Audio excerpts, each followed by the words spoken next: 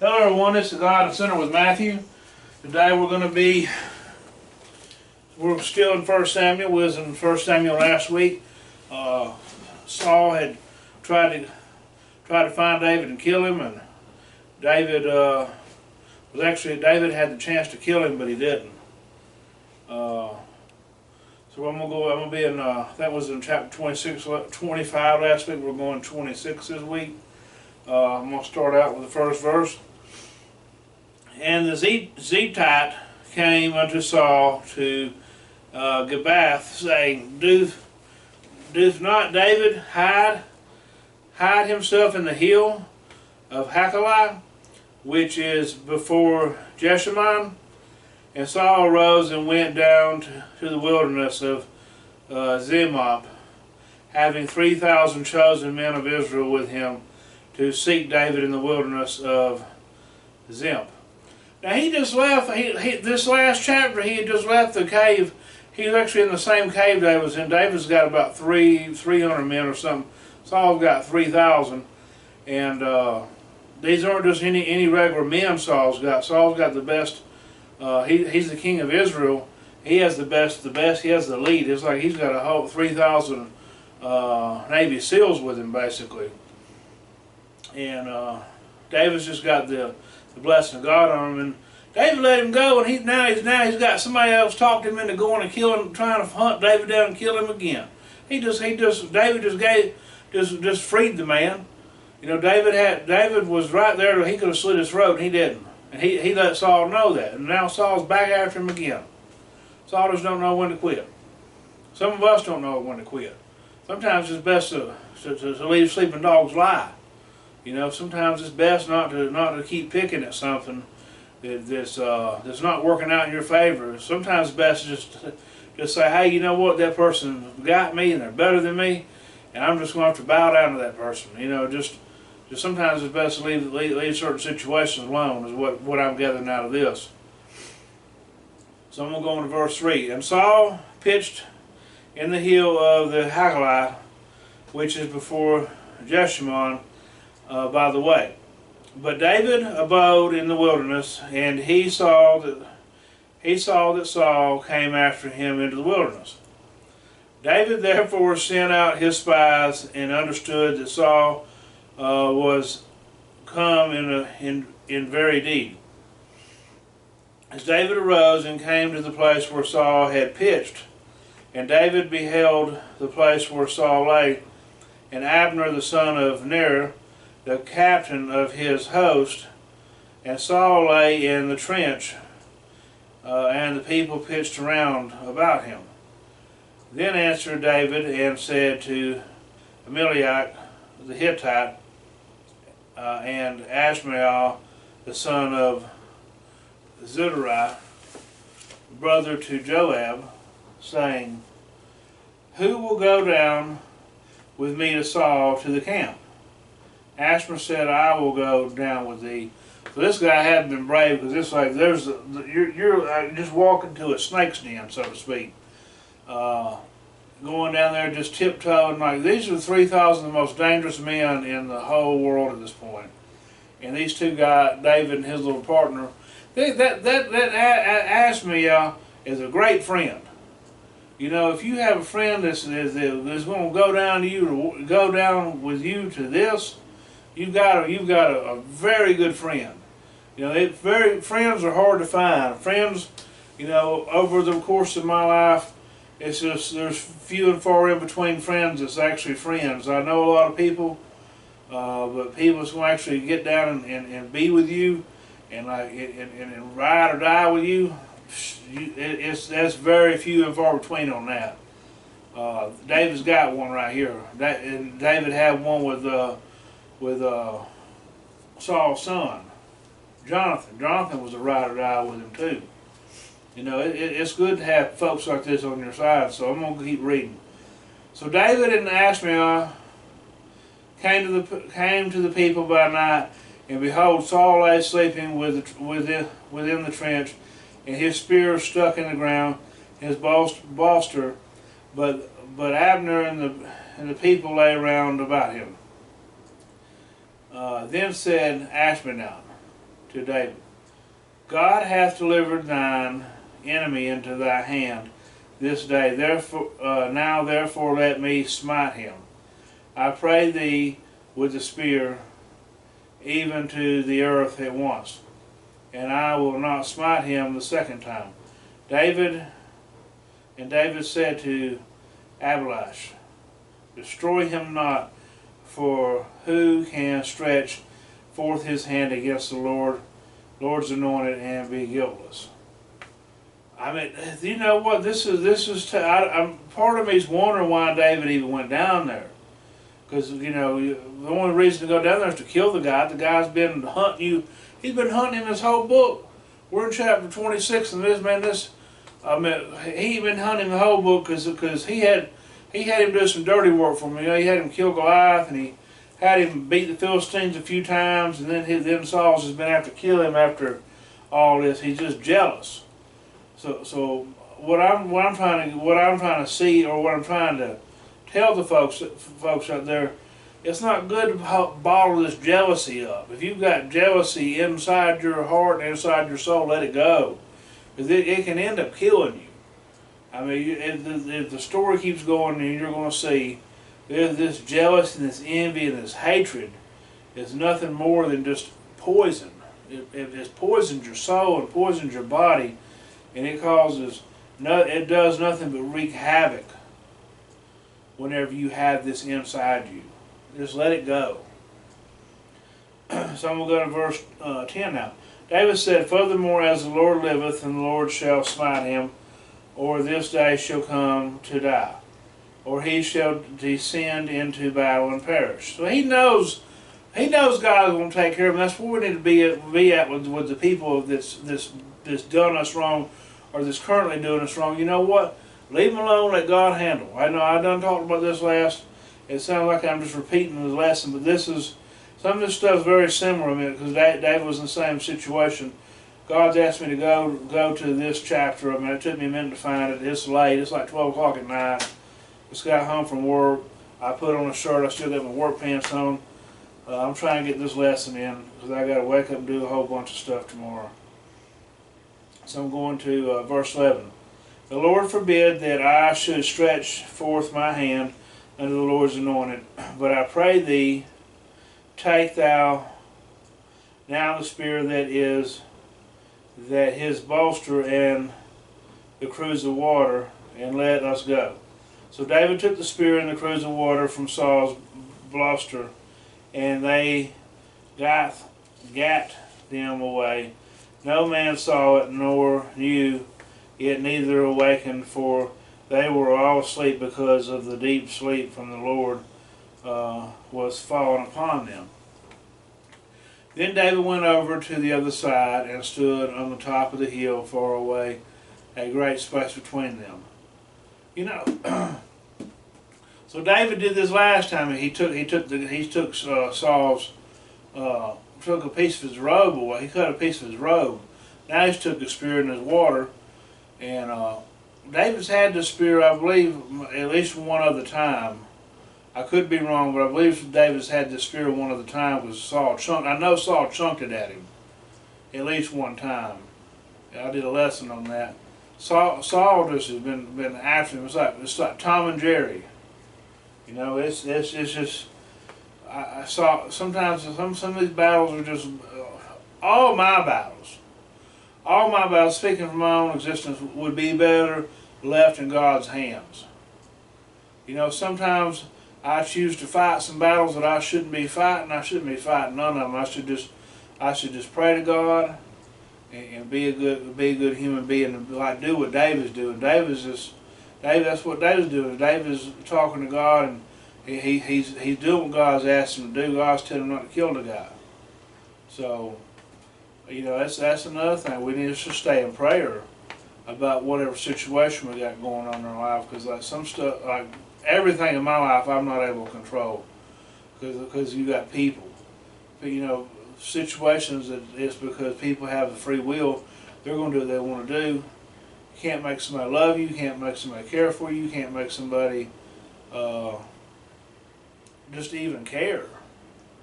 You know, some people just are fake, phony friends, and they just pretend to be your friend to get what they want out of you, and like that's just a sad lesson. I'm hoping that there's some young kids watching, they can decipher on whether friends are real friends or not real friends, because it's took me a long time to figure out there's very few real friends in this world. Jesus is the only friend that's never going to let you down. I know that much. So then we'll go to verse 14. And David cried to the people, to Abner the son of Ner, saying, Answerest thou not, Abner? And Abner answered and said, Who art thou that crying against the king? David said to Abner, Art not thou a valiant man? And who is like thee in Israel?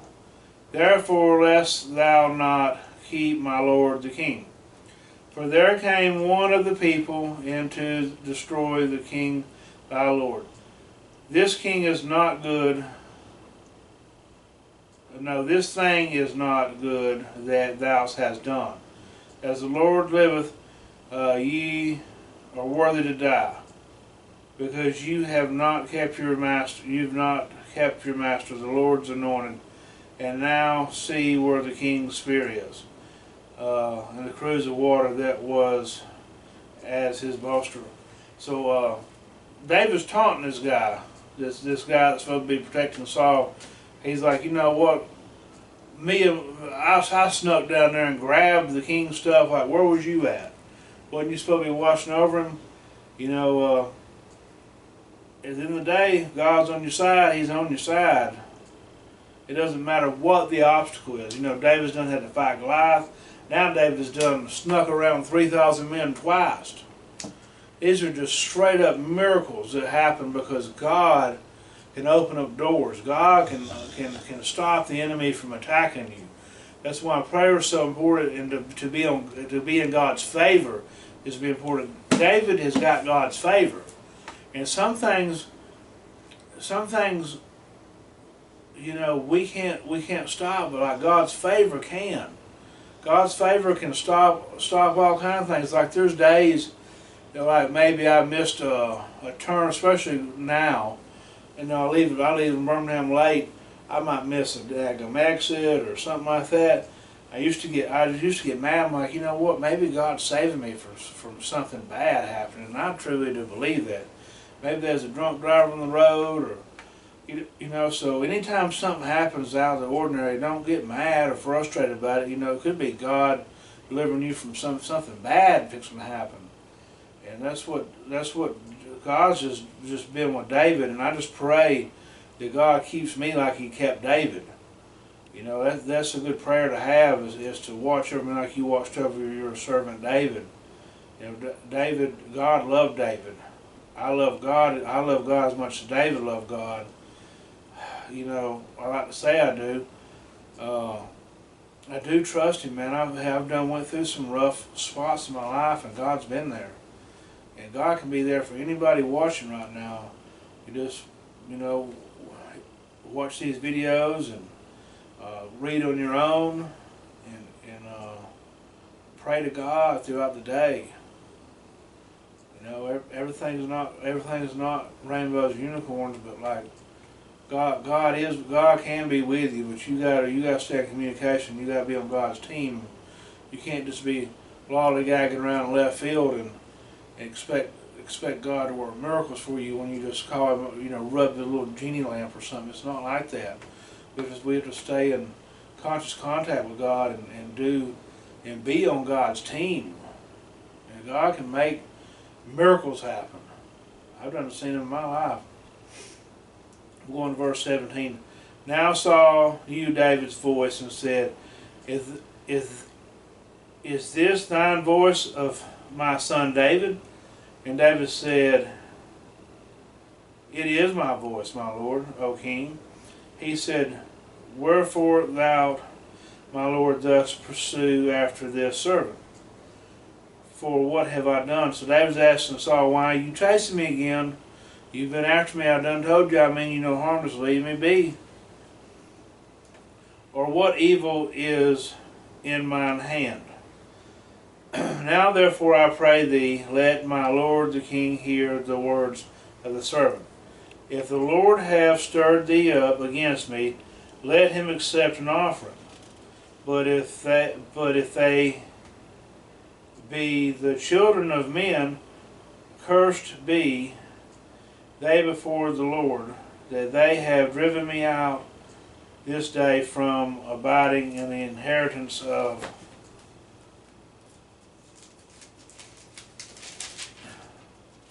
the Lord. Go serve other gods. Now therefore let not my blood fall on the earth before the face of the Lord, before the king of Israel is come out to seek a flea, as when one doeth hunt a partridge in the mountains. Then said Saul, I have sinned. Return my son David, for I will no more do thee harm, because my soul was precious in thine eyes at this day. Behold, I have played a fool, and I have erred exceedingly. Saul knows he's doing wrong. Y'all know when y'all doing wrong. You know, but, and I know when I'm doing wrong, but like Saul just can't help himself. Saul just keeps wanting to go kill David. He'll tell him he's not going to do it. We'll tell God we're not going to do this no more. We're going to give it up. And then the very next day, just like this, I mean, the very next day, after David done gave up this man, didn't kill him, how Saul's telling him, I've done changed, but he's still doing it. Are you still doing the sins? Are you still doing the wrong thing that you told God you're going to give up? Man, it is hard. And this is showing you how hard, like Saul just ain't giving it up. This is like sin with us. Some sin we just don't want to give up, and there's sins I don't want to give up. If I'm being real with you, I work on it and I pray to God and I ask for forgiveness. But there's just sometimes some stuff's hard to give up. Like I said, the drinking the drugs was hard. That was a hard one. That took years. That took years and years of like my family praying for me praying, and then me putting in work. We have to actually put in work. We can't just pray to expect God to just to hand us something. We have to put in work. We have to try. We have to put in our work, our effort. I'm going to go to verse 23. The Lord rendered to every man his righteousness and his faithfulness. For the Lord delivered thee into my hand today, but I would not stretch forth thine hand against the Lord's anointed. And behold, as thine life as much set by this day in mine eyes, so let the life be much set by the eyes of the Lord. And let him deliver me out of all the tribulation. Then Saul said to David, Blessed be thou, son, my David, or blessed thou, my son David. Thou shalt both do great things, and also shalt still prevail. So David went on his way, and Saul returned to his place. So Saul's doing the song and dance again, saying, I love you, son. I'm not going to kill you, because David married his daughter. He's going to be king. Saul knows he's going to be king. Saul's just not ready to give it over, you know. He's not ready to pass the torch down, you know.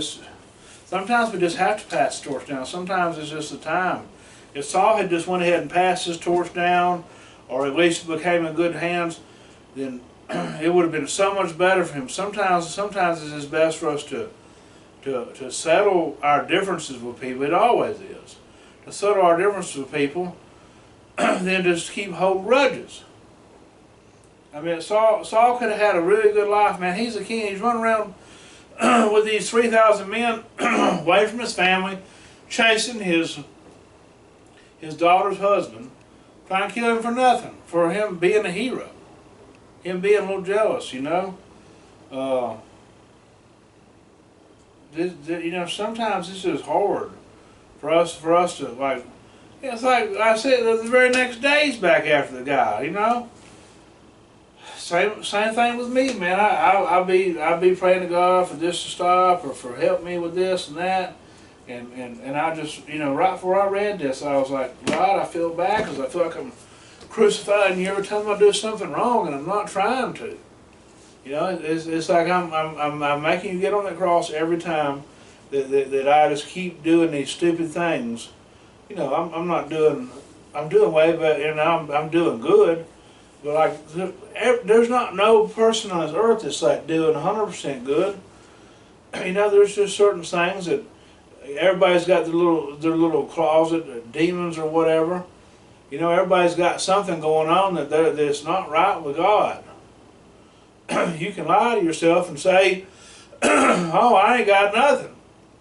I'm perfect. I'm Mr. Perfect, and I dress nice, and I go to church every Sunday, and I do this and do that and do this. There's nothing wrong with me." But you're lying to yourself. You gotta keep it real with yourself. You can't, like, if you can lie to other people, it's not good to, but don't lie to yourself. Don't lie to God. The reason why I'm saying this is I've caught myself trying to do this, trying to lie to myself, trying to lie to God. It's not a good thing, man. I want to be more and more like David each day. In certain ways. David had his faults. David was a really great man, but he had his faults too. But this man has done turned the other cheek, just like Jesus talks about. You know how hard it is to do that? This man done tried to kill him several times. I know at least 3 times now this man's done try to kill him. I've just read 2 in the last thing, but I think it's more like 4 or 5. He just keeps coming after this guy, and God's got you. Anybody watching? Now, you need to stay in contact with God. God ain't just going to put a bubble over you and protect you from every little thing. I mean, I'm in good with God and not bad things happen to me. So, that's where I think a lot of people get this mixed up. And those bad things happen to David. I mean, hell, David's been chased being chased by Saul this whole book. So it's not. I think some people think, well, God don't like me because this happened, that happened. This stuff's always happening. Well, the devil's here. Devil's here, and how close is your relationship with God? I feel like I've got a really tight bond and relationship with God, and I still do stupid things. I still do stupid things, and I still make stupid decisions, and I still think stuff that I shouldn't be thinking. I be thinking some of the craziest stuff that I know is not right, but it goes through my head. That's something we have to work on daily. Which we recognize, we pray to God about it, talk to Him, and explain to Him our situation and like what we're going through and like what to help for us to help with it. So I'm just sort of rambling on at this point, but I pray anybody watching that got anything out of this, they like, share, subscribe, comment. Sometimes I just feel like I don't do the best job up here, but I'm doing what God's asked me to do, and I'm doing the best that I can do. So I may never be a Bill Graham, I may never be a Joe Osteen, Jesse Duplantis, any of them guys. Maybe I can never hold a candle to any of them, but I'm doing what God's asked me to do, and I'm doing the best I can. And I just pray anybody out there that is suffering, that doesn't know God, pick up this book, start reading, start praying. I mean, maybe you don't even have to pick the book up right away. Maybe just start praying. That's what they teach us in AA. Pray. Wake up in the morning, get on your knees, pray. When you go to bed, pray. Maybe start out simple little prayers. Just build your faith up. Everything takes time. This just took me a time to get back into this. I was deep into it as a child. I was deep into it for a couple of years as a still young adult, and now I'm getting into, I don't know, middle age, I guess you call it now, and my relationship's closer as ever been. And I just want to keep it this way. I want to keep it going up in a right path. I pray by watching that y'all are working towards the right path. If you haven't been baptized, get a hold of me. We'll get you. We'll find some water to get you dunked in. Them prisoners who do it in trash cans, you can do it too. Love each and every one of y'all. In Jesus' name, amen.